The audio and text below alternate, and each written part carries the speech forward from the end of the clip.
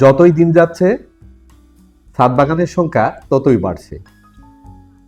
শহর অঞ্চলের প্রায় প্রত্যেকটি ছাদেই ছাদ বাগান গড়ে উঠেছে, কেননা ছাদ বাগান হচ্ছে অবসর সময় কাটানোর একটি সেরা মাধ্যম। আর ছাদ বাগানের গাছগুলো থেকে যখন আমরা এইরকম ফলন পাই, তখন আমাদের মন আনন্দ ও খুশিতে ভরে ওঠে। ছাদ বাগানের গাছগুলো থেকে এইরকম ফলন প্রতি বছর পেতে হলে যে সকল যত্ন ও পরিচর্যা আমাদের করতে হয়, এর মধ্যে অন্যতম একটি যত্ন ও পরিচর্যা হচ্ছে ছাদ বাগানের গাছগুলোর টবের মাটি পরিবর্তন করা। আর এই নিয়ে আপনারা অনেকেই কমেন্ট বক্সে কমেন্ট করেছেন যে ভাই, আমরা কিভাবে ছাদ বাগানের টবের মাটি পরিবর্তন করব, এই নিয়ে যদি একটি ভিডিও দিতেন। হ্যালো ফ্রেন্ডস, আসসালামু আলাইকুম। আশা করি সকলে ভালো আছেন। কাছে ও দূরে যে যেখান থেকে আজকের এই ভিডিও দেখছেন, গ্রিন গার্ডেনিং কেয়ারের পক্ষ থেকে আপনাদের সকলকে জানাই আন্তরিক প্রীতি ও শুভেচ্ছা। প্রিয় বন্ধুরা, আজকের এই ভিডিওতে আমি মোট 4টি টপিক নিয়ে কথা বলবো। ছাদ বাগানের টবের মাটি কেন পরিবর্তন করতে হবে, কখন পরিবর্তন করতে হবে, কিভাবে পরিবর্তন করতে হবে এবং কোন ধরনের সার প্রয়োগ করতে হবে। তাই বন্ধুরা, ভিডিওটি অত্যন্ত গুরুত্বপূর্ণ হতে চলেছে। তাই ভিডিওটি স্ক্রিপ্ট বা কেটে কেটে না দেখে শুরু থেকে শেষ পর্যন্ত দেখার অনুরোধ রইল। আর আপনারা যারা আমার এই চ্যানেলে নতুন, পরবর্তীতে গার্ডেনিং বা ছাদ কৃষি বিষয়ক বিভিন্ন বিষয়ের উপর ভিডিও পেতে হলে প্লিজ বন্ধুরা চ্যানেলটি সাবস্ক্রাইব করে পাশে থাকা অল নোটিফিকেশন বেলটি অন করে রাখবেন। আর যারা ইতিমধ্যেই আমার এই চ্যানেলের সদস্য হয়েছেন, আপনাদের প্রত্যেককে জানাই অসংখ্য ধন্যবাদ। তো চলুন বন্ধুরা, ভিডিওটি শুরু করা যাক।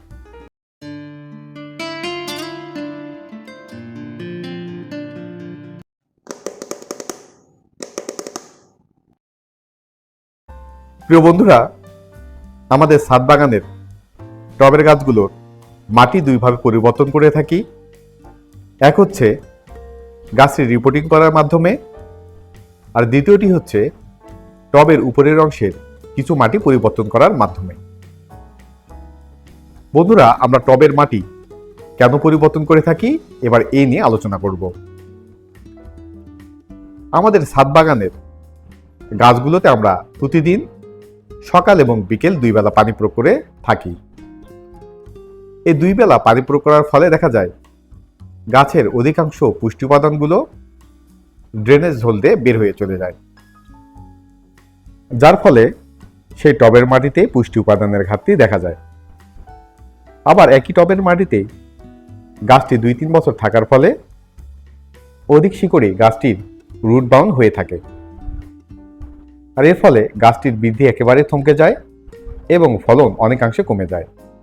আবার একই মাটিতে গাছটি 2-3 বছর থাকার ফলে সেই মাটির পুষ্টি উপাদানগুলো গ্রহণ করতে গাছের এক ধরনের অরুচি এসে যায়। আর এই সকল কারণে আমাদের ছাদ বাগানের ফল, সবজি ও ফুল গাছের টবের মাটি বছরে একবার হলেও পরিবর্তন করে দিতে হবে। প্রিয় বন্ধুরা, এবার জানাবো আমাদের ছাদ বাগানের টবের মাটিগুলো পরিবর্তন করার সবথেকে আদর্শ সময় বা পারফেক্ট সময় কোনটি। বর্ষাকাল ও শীতকাল, এই 2 ঋতু ছাড়া প্রায় সব ঋতুতেই গাছের টবের মাটি পরিবর্তন করা যায়। বর্ষাকালের অধিক বৃষ্টিপাত হওয়ার কারণে টবের মাটিতে যদি পানি জমে থাকে, সেক্ষেত্রে শিকড়গুলো পচে গাছটি মারাও যেতে পারে। আবার শীতকাল যেহেতু গাছগুলো ডরমেন্সি পিরিয়ডে থাকে, সে সময় টবের মাটি পরিবর্তন করে জৈব সার প্রয়োগ করলে গাছের তেমন একটি উপকারে আসে না। তাই বলা যায় টবের মাটি পরিবর্তন করার সবথেকে আদর্শ সময় হচ্ছে বর্ষাকালের আগে। এ সময় টবের মাটি পরিবর্তন করে দিলে গাছটি ধীরে ধীরে শিকড় বাড়তে শুরু করে এবং বর্ষার পানিতে গাছটি একেবারে ঝোপালো হয়ে ওঠে। প্রিয় বন্ধুরা, এবার দেখাবো টবের মাটি কিভাবে পরিবর্তন করতে হয়।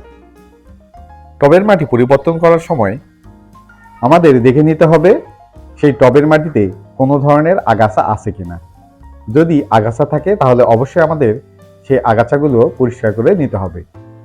টবের আগাছাগুলো পরিষ্কার করা হয়ে গেলে সেই টব থেকে কিছু মাটি উঠিয়ে নিতে হবে। তো এবার জেনে নেওয়া যাক সেই টব থেকে আমরা কতটুকু মাটি কিভাবে উঠিয়ে নিব। গাছের মূল কাণ্ড থেকে যদি টবের কিনারা 10 ইঞ্চি হয়ে থাকে, সেক্ষেত্রে গাছের কাণ্ড থেকে 5 ইঞ্চি পর 5 থেকে 6 ইঞ্চি গভীর করে চতুর্পাশের মাটি উঠিয়ে নিতে হবে। আর এক্ষেত্রে ধারালো কোনো যন্ত্র ব্যবহার করতে হবে। আমি এই মাটি তোলার ক্ষেত্রে এই নিড়ানি কাজে ব্যবহৃত এটিকে উপযুক্ত মনে করেছি। এভাবে আমি মাটিগুলো টবের চতুর্পাশ থেকে একেবারে উঠিয়ে নেব। টবের মাটি উঠিয়ে নেওয়ার সময় যদি কিছু শিকড় কাটা যায়, এতে ভয়ের কোনো কারণ নেই। ছোট গাছের ক্ষেত্রে যদি শিকড় কাটা যায়, সেক্ষেত্রে গাছটিকে 6 থেকে 7 দিন ছায়াযুক্ত স্থানে রাখতে হবে।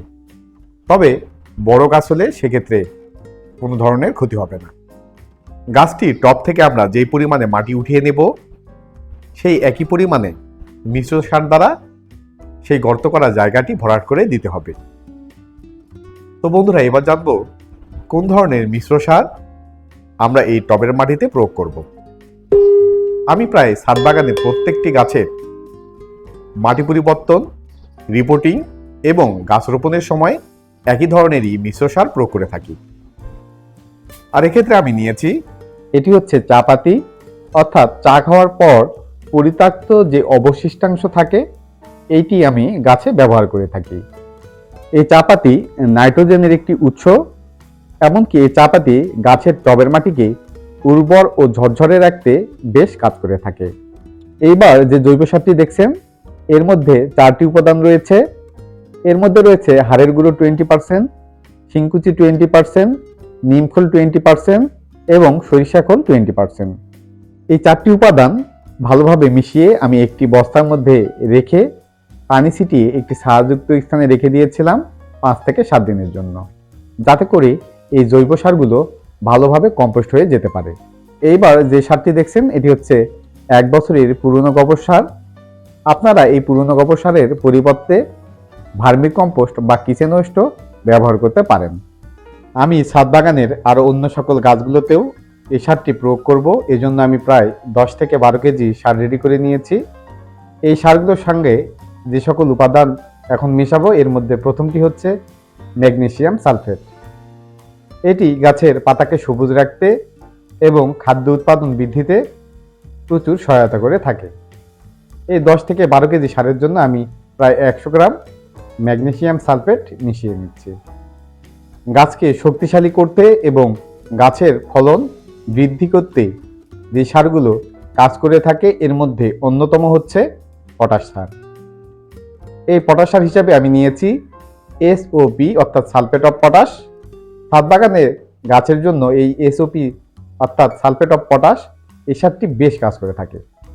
বাজারে MOP অর্থাৎ মিউরেট অফ পটাশ নামে আরেকটি সার পাওয়া যায়, তবে ওই সারটিতে পটাশিয়াম ক্লোরাইডের পরিমাণ বেশি থাকে, যার ফলে মাটি অ্যালকালাইন হয়ে যায়। তাই অবশ্যই আপনারা ছাদ বাগানের ফলের গাছগুলোতে SOP অর্থাৎ সালফেট অফ পটাশ এই পটাশিয়াম সারটি ব্যবহার করবেন। এইবার এই জৈব সারগুলোর সাথে 2টি অনুখাদ্য মিশিয়ে নেব। অনুখাদ্য গাছে কম পরিমাণে প্রয়োজন হলেও ব্রোন ও জিঙ্কের অভাবজনিত লক্ষণগুলো বেশি দেখা যায়। আর এই জন্যই আমি এই মাটির সঙ্গে 50 গ্রাম পরিমাণে ব্রোন সার ও 40 গ্রাম পরিমাণে জিঙ্ক সার মিশিয়ে নিচ্ছি।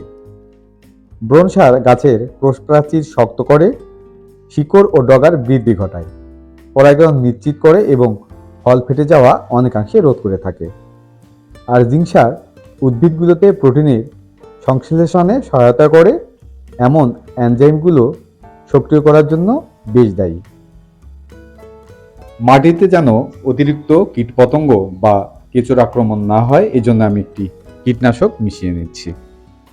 গাছের টবের মাটিতে এই মিশ্র জৈব সারটি প্রয়োগ করার পরে যেন কোনো ধরনের ছত্রাকের আক্রমণ না হয়, এই জন্য আমি রুইন নামক ছত্রাকনাশকটি মিশিয়ে নিচ্ছি 100 গ্রাম পরিমাণে। এই ছত্রাকনাশকটি যদি আপনি এই জৈব সারটির সঙ্গে মিশিয়ে গাছের টবের মাটিতে প্রয়োগ করেন, তাহলে দেখা যাবে গাছের টবের মাটিতে কোনো ধরনের ছত্রাকের আক্রমণ হবে না। এবার এই সব উপাদান মেশানো হয়ে গেলে এই সারগুলো ভালোভাবে উপরে নিচে উল্টিয়ে নিয়ে মিক্সড করে নিতে হবে। এইভাবে এই সারগুলো মিক্সড করা হয়ে গেলেই দেখা যাবে এই সারটি গাছে ব্যবহার করার উপযোগী হয়ে উঠবে। এই মিশ্র জৈব সারটি তৈরি করা হয়ে গেলে টবের মাটিতে প্রয়োগ করতে হবে। তো চলুন বন্ধুরা, এবার দেখে নেওয়া যাক এই মিশ্র জৈব সারটি কিভাবে টবের মাটিতে প্রয়োগ করতে হয়। এইবার এই তৈরিকৃত মিশ্র সারটি মাটি পরিবর্তন করা অংশটিতে বা গর্তটিতে মিশ্র সারটি প্রয়োগ করে ভরাট করে দিতে হবে। আর এক্ষেত্রে যদি মিশ্র সারের পরিমাণ কম লাগে, সেক্ষেত্রে এই মিশ্র সারের সঙ্গে নতুন মাটি কিছুটা পরিমাণ মিশিয়ে নেবেন এবং গর্তটি ভরাট করে দিয়ে প্রয়োজন অনুযায়ী পরিমিত পরিমাণে পানি প্রয়োগ করতে হবে।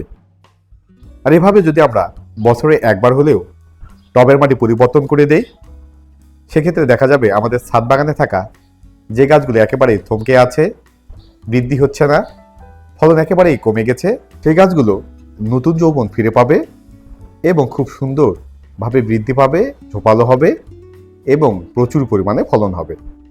তাই বন্ধুরা, আসুন ঘরে বসে না থেকে আমাদের ছাদ বাগানে থাকা গাছগুলোর সামান্য কিছু যত্ন ও পরিচর্যা করি। তারা একদিন না একদিন হলেও আমাদের ফুল ও ফলে ভরে দিবে।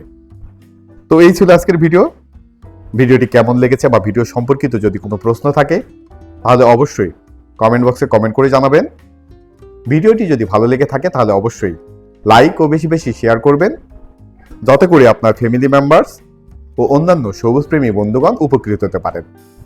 আর পরবর্তীতে এরকম গার্ডেনিং বা ছাদ কৃষি বিষয়ক বিভিন্ন বিষয়ের উপর নতুন নতুন ভিডিও পেতে হলে প্লিজ বন্ধুরা চ্যানেলটি সাবস্ক্রাইব করে পাশে থাকা অল নোটিফিকেশন বেলটি অন করে রাখবেন, যাতে করে গ্রিন গার্ডেনিং কেয়ারের কোনো নতুন ভিডিও আপলোড হলেই আপনি জানতে পারেন।